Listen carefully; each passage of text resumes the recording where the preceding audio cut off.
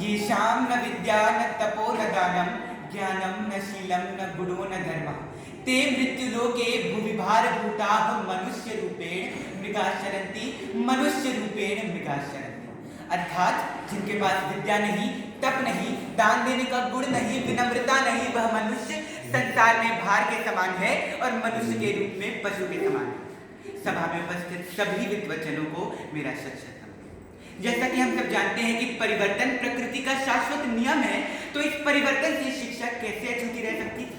अतः वर्ष 1968 में नई शिक्षा नीति की घोषणा की गई। कोई भी राष्ट्र शिक्षा के बिना उन्नति का सोपान नहीं चल सकता, अतः आवश्यकता है एक उचित शिक्षा नीति की। महोदय, यह मंच तर्क का है और मैं तर्क को आधार बनाकर अपने मत का समर्थन करना चाहूंगा। नई शिक्षा नीति गुणग्राही व समावेशी शिक्षा पद्धति पर आधारित है। आर्थिक विषमताओं से जूझते बच्चों को विद्यालय पहुंचाने और आंगनबाड़ी एवं प्राथमिक संस्थानों के माध्यम से मध्याह्न भोजन, पोशाकें, बस्ते एवं खाद्य सामग्री आदि पहुंचाने का यही उद्देश्य है कि उन बच्चों को भी उचित पोषण, स्वास्थ्य एवं शिक्षा प्राप्त हो सके और वे भी देश के भावी कर्णधार बन सके। किम किम न साधयति विद्या। अतः प्रौढ़ शिक्षा नीति के अंतर्गत सरकार द्वारा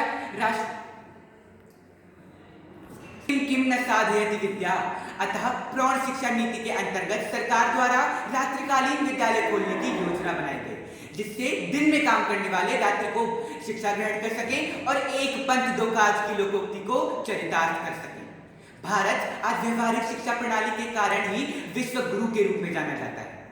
मान्यवर, यह राष्ट्रीय शिक्षा नीति का ही प्रभाव है कि वर्ष 1970 में दृष्टिहीन एवं दिव्यांग बच्चों के लिए 40 से भी अधिक शिक्षण संस्थानों की व्यवस्था की गई, जिससे उन्हें भी समान रूप से शिक्षा का अधिकार प्राप्त हो और वे भी समाज में जीविकोपार्जन योग्य बन सके।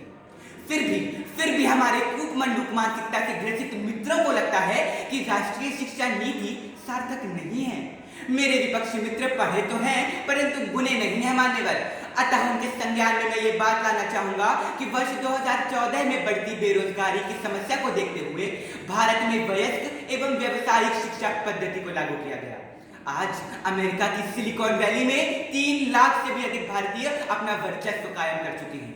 इसके अतिरिक्त 15% भारतीयों ने उच्च श्रेणी के उद्योगों में अपना आधिपत्य स्थापित किया है। विदेशों में बढ़ती भारतीयों की मांग यह साबित करती है महोदय कि राष्ट्रीय शिक्षा नीति ही विश्व में सार्थक एवं उचित है। यद्यपि ज्यों न कटे कुंवारसी होत दिखाए क्रोध, किंतु महोदय मैं अपने विपक्षियों को आईना तो दिखाना ही चाहूंगा और अंशुला कांत, गीता गोपीनाथ, शिव नादर, सत्य नडेला, सुंदर पिचाई आदि नामों का उल्लेख करना चाहूंगा, जिन्होंने विदेशों में उच्च पदों को प्राप्त कर अपने हुनर का लोहा मनवाया है।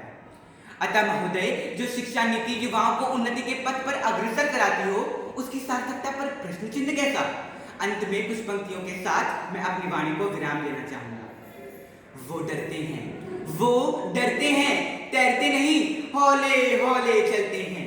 कह दो उनसे न डरे वो, हमने रची हैं कश्तियां, उनमें सुराख न होने देंगे। हम हवाओं का रुख मोड़ देंगे, झंझावातों को तोड़ देंगे।